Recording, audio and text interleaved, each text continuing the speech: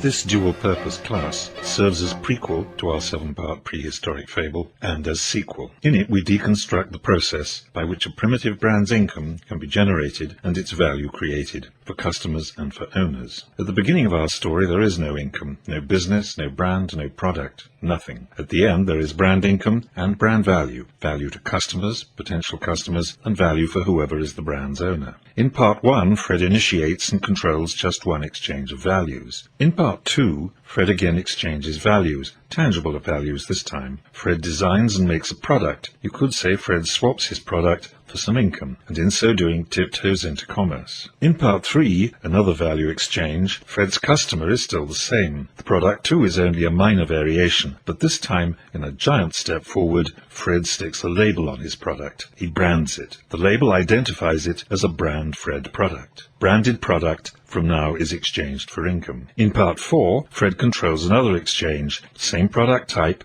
and the same brand, income for branded product, again, but a new customer. In Part 5, Fred faces competition. To make this exchange, Fred must communicate the advantages of his brand over a competing offering. Fred's offering is not just any product. This is a Fred product. Every brand Fred labeled product from now offers special value to the customer, its promised benefits, and if the brand is to merit income in exchange, it must deliver.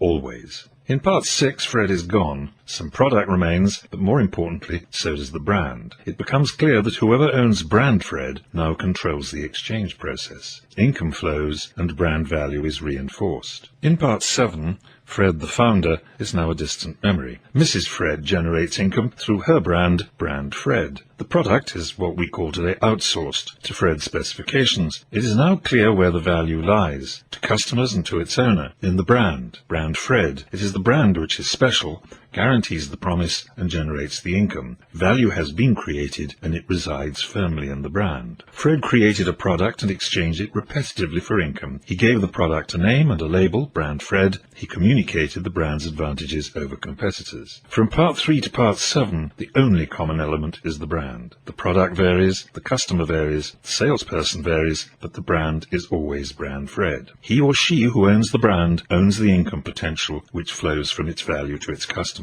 Is this marketing that has built this brand value, intuitive or whatever? If marketing is the toolkit that builds value, and the value resides in a brand, and if value has been created in the brand, customers and owners, then we may assume that it is marketing which has built that value. Let's assume this is so, and in our next cave retrospective, let's figure out which marketing tools have done the business. Stay with us.